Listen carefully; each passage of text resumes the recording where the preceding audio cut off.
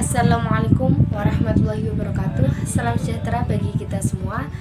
Kami ucapkan terima kasih kepada Bapak dosen Bapak Fuad Riyadi selaku dosen pengampu mata kuliah Hadis Hukum Ekonomi. Perkenalkan, kami dari kelompok 14, yaitu saya Nabila Amalia, NIM 20207101125, dengan rekan saya Muhammad Rudi Hartanto, NIM 20207101105. Maka dari itu kami akan mempresentasikan tentang satu hadis, yaitu berikut ini. Wa an ibni Umar radhiyallahu anhuma qala Rasulullah sallallahu alaihi wasallam a'tu al-ajira ajrahu qabla ay yajiffa araqah. Rawahu Ibnu Majah. Mengenai terjemahnya, yaitu dari Abdullah bin Umar radhiyallahu anhu Sallallahu alaihi wasallam bersabda, berikanlah upah pekerja sebelum keringat-keringatnya mengering. Hadis riwayat Ibnu Majah.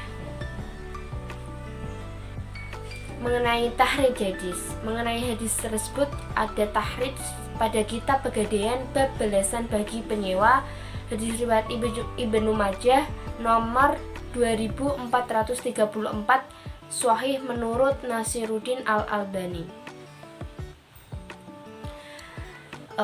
Penjelasan mengenai syarah hadis tersebut, berdasarkan hadis tersebut menunjukkan bahwa Rasulullah Shallallahu Alaihi Wasallam mengajarkan kepada umat Islam untuk memanusiakan manusia, memberikan hak kepada hak pekerja yang telah menunaikan kewajibannya sebelum keringat-keringatnya. Dengan demikian, maka para pekerja itu merasa dihargai usahanya dan semakin tambah semangat untuk bekerja. Jika ia tidak segera atau bahkan tidak memberikan haknya kepada para pekerjanya, maka ia akan menjadi musuh Rasulullah SAW di hari kiamat kelak. Kemudian dasar hukumnya. Hukum upah, pemberian upah hukumnya mubah. Tetapi bila hal itu sudah menyangkut hak seseorang sebagai mata pencaharian, berarti itu wajib. Sebagai karyawan atau pegawai adalah pemegang amanah majikan atau pemilik perusahaan, maka ia wajib untuk mengerjakan tugas-tugas yang dibebankan kepadanya dengan sebaik-baiknya. Mengenai hadis sebelumnya yang sudah saya sampaikan tadi, apabila menangguhkan upah pekerja tanpa alasan yang syar'i, dan itu termasuk dosa besar atau kezaliman bagi majikannya yang melakukan tersebut. Dan itu termasuk tadi dosa besar berdasarkan ancaman yang sangat dahsyat. Selanjutnya akan dilanjutkan oleh rekan saya Muhammad Rudi Hartanto. Nama saya Muhammad Rudi Hartanto. Di sini saya akan melanjutkan materi yang sudah disampaikan oleh rekan saya, yaitu Mbak Nabila Amalia. Yang pertama, pengertian upah. Upah dalam bahasa Arab disebut dengan ujrah. Upah dalam istilah adalah pemberian sesuatu sebagai imbalan dari jerih payah seseorang dalam bentuk imbalan di dunia dan dalam bentuk imbalan di akhirat. Dalam pemberian upah, hendaknya berdasarkan akad atau kontrak perjanjian kerja, karena akan menimbulkan kerjasama antara pekerja dengan majikan atau pengusaha, dan kewajiban yang utama bagi majikan adalah membayar upah.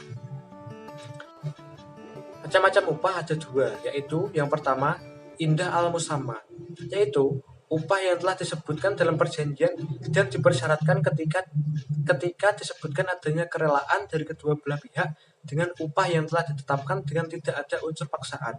Yang kedua, ujrah al-mithli, yaitu upah yang sepadan dengan kerjaannya dan sepadan dengan kondisi pekerjaannya, baik sepadan dengan jasa kerja maupun sepadan dengan pekerjaannya saja. Selanjutnya, rukun dan syarat upah. Syaratnya yang pertama, berakal dan mumaziz, namun tidak disyaratkan balik. Yang kedua, ada kerelaan dari keduanya untuk melakukan akad ijrah.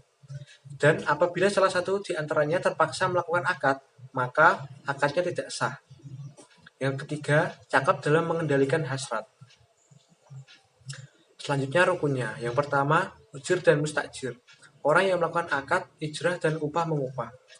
Yang kedua, syigot. Adanya ijab dan qabul antara mujir dan mustajir.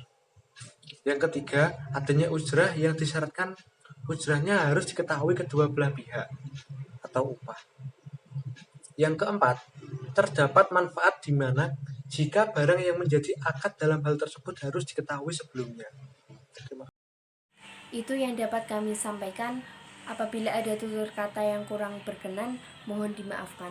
Wassalamualaikum warahmatullahi wabarakatuh.